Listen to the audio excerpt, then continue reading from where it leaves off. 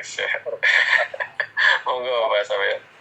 Saya mohon maaf karena pas ada jam yang sama lagi tugas, lagi otopsi kasus pembunuhan seorang korban anak. Saya mohon maaf terlambat, tapi intinya saya berterima kasih sekali lagi Gus Soleh dan juga kawan-kawan telah mengundang saya kembali beberapa kali, dan saya selalu menyambut hangat untuk setiap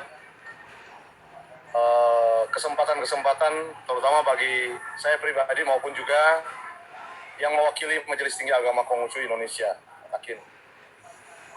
Pada prinsipnya dengan tema yang ini juga saya termasuk orang yang sangat-sangat setuju dan bersepakat bahwa memang diperlukan hal-hal yang mengatur lebih jauh, bukan mengatur privasi tokoh agama ataupun pemuka-pemuka agama, tapi lebih penting untuk mengantisipasi. Karena latar belakang saya seorang juga praktisi hukum, maka melihat dinamika apapun yang terjadi di masyarakat itu perlu kita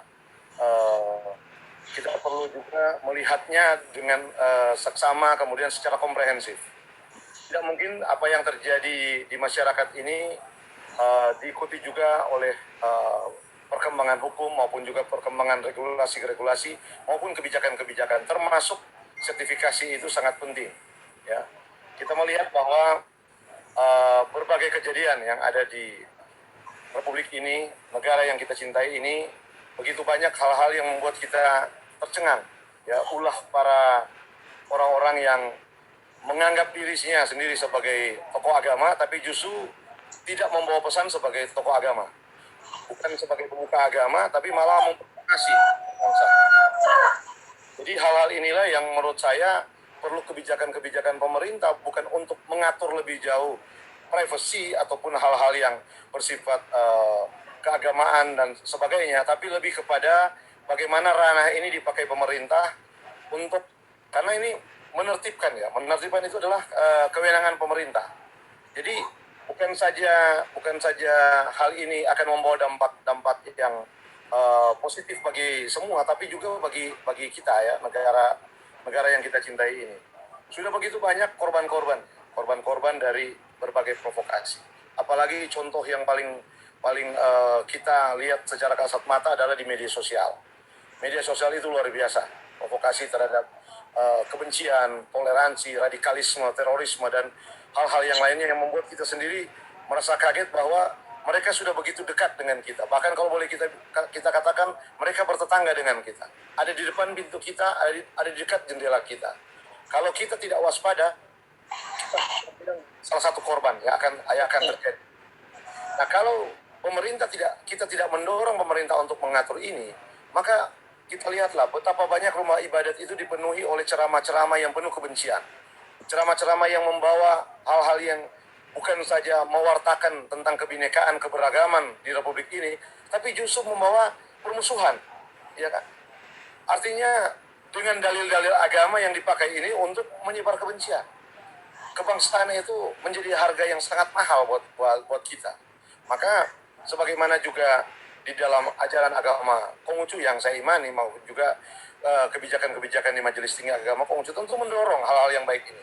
Kami siap, artinya sebagai pemuka siap, dalam arti bahwa kita ada di negara hukum, negara ini berdiri atas semua agama.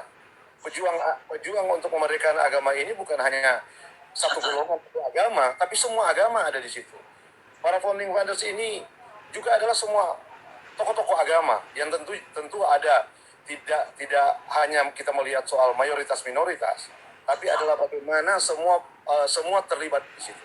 Jadi ketika sudah puluhan tahun negara ini berdiri, kemudian tiba-tiba ada paham-paham radikalisme transnasional, internasional dan sebagainya memporak-porandakan sistem ini dan melawan konstitusi, melawan dan sebagainya.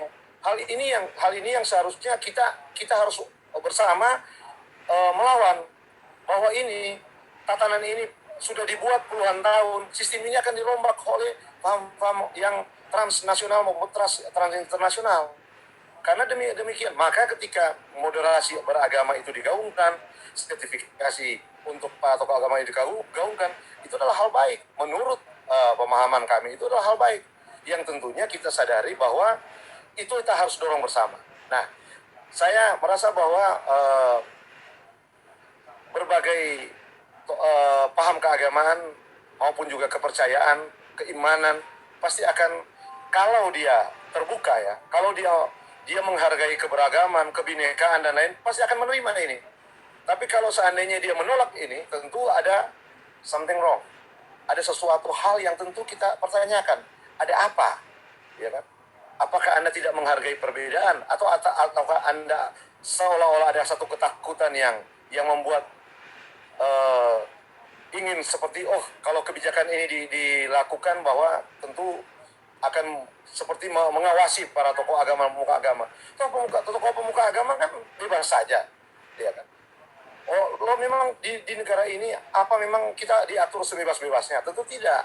Perkataan kita termasuk juga dalam ceramah-ceramah kita juga itu ada aturan regulasi yang mengatur itu, mengontrol itu. Dalam arti bukan negara mengontrol para tokoh agama atau bukan.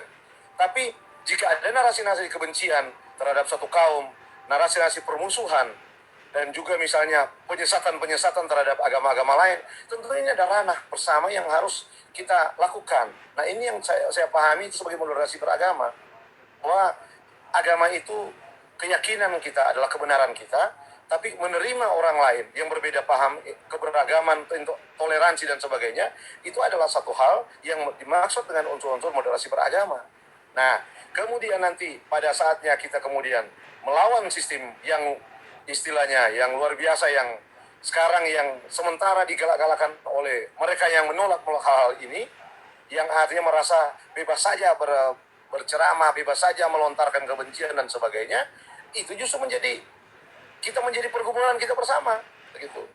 Jadi saya pikir pendapat saya pribadi bahwa hal ini kita harus dorong bersama, bahwa ini jangan hanya berhenti pada tatanan teoritis belaka, tapi merupakan suatu pergumulan bersama kita untuk berjuang bersama, bahwa moderasi beragama itu sangat penting, kebangsaan itu sangat penting, ya. Keimanan adalah urusan pribadi kita masing-masing, tapi soal keberagaman, kenegarawanan, memandang orang lain yang berbeda, itu adalah suatu keniscayaan ketika kita berada menjadi satu bangsa yang besar yang namanya bangsa Indonesia. Itu dari saya, dari Majelis Tinggi Agama Konghucu, Profesor Sofyan Jimmy Osadi. Mohon maaf kalau ada hal yang kurang berkenan. Terima kasih. Salam Pancasila. Merdeka. Wita Tongtien. Senyo Ita. Merdeka. Waalaikumsalam warahmatullahi wabarakatuh.